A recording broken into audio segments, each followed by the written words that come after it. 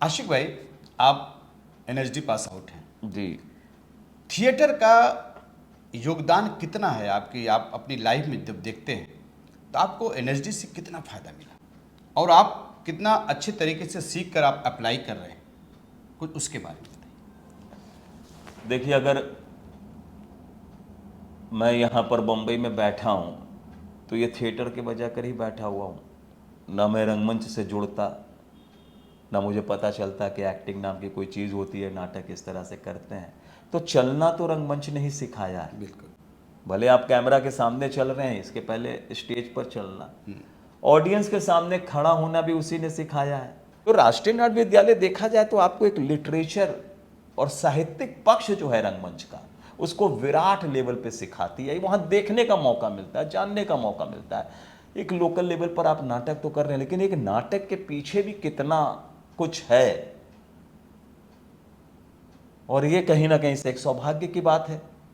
और राष्ट्रीय नाट्य विद्यालय में जो मैंने 3 साल में सीखा है, मतलब तो इसको कोई भी अभिनेता तो नकार ही नहीं सकता कि जो 3 साल राष्ट्रीय नाट्य विद्यालय आपके जीवन में देता है, वो सारी जिंदगी आपको कहीं ना कहीं किसी ना किसी लेवल पर काम आती है, क्योंकि वो एक शक्ति है आपके अंदर। तो रंगमंच की ताकत ही है जो मुझे यहाँ पर खड़ा की भी है।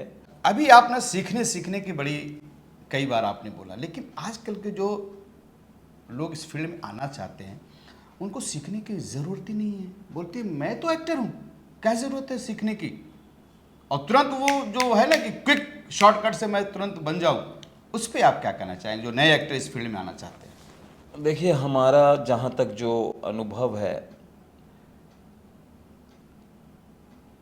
कोई भी चीज़ आप बिना सीखे तो नहीं कर सकते। वो लोग जो बोलते हैं कि मेरे अंदर सब कुछ है, चलिए हो सकता है, लेकिन वो फिर बहुत लंबे रेस के घोड़े तो नहीं होंगे। एक समय के बाद फिर वो उनको सीखना ही पड़ेगा। बिल्कुल। ऐसा कुछ नहीं है कि आप एक्टिंग में आपको सीखना ही है और निरंतर सीखना है, जीवन भर सीखते रहना है, क्योंकि हर दिन जीवन बदल रहा है, हर दिन परिस्थितियां बदल रही हैं, हर क्षण आपकी सांसें बदल रही हैं, आपके इर्द गिर्द लोग बदल रहे हैं, लोगों के साथ मिलने का व्यवहार बदल रहा है। और ये सब अकॉर्डिंग टू अलग अलग, जो बॉम्बे में लोगों का एक दूसरे के साथ व्यवहार होता है वो गांव में नहीं होता, वो कस्बाई इलाकों में नहीं होता। तो ये सारा कुछ आप, अगर मैं एक भाषा में बात करूं 2 शब्दों में, तो आज जो भी व्यक्ति जितना कर पा रहा है वो उतना ही कर पा रहा है जितना उसने अभी तक ऑब्जर्व किया।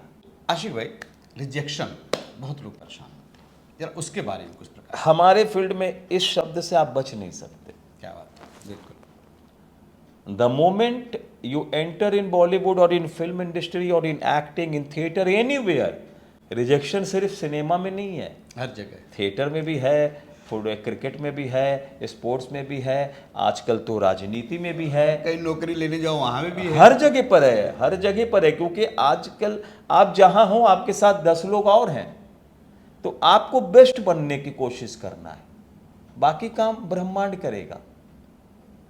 लेकिन रिजेक्शन आपको शक्ति देती है काम करने की, आगे बढ़ने की। रिजेक्शन आपको रोकती है कि भाई कुछ तो गलत हो रहा है, क्यों नहीं हुआ मेरा यहाँ पर, हमने तो इतना अच्छा दिया था। तो आप और अपने ऊपर काम करते हैं। और ये हो ही नहीं सकता कि अगर हम 20 प्रोजेक्ट में ऑडिशन देते हैं तो चांसेस है कि किसी 2 में होगा, 18 में तो रिजेक्शन होगा ही।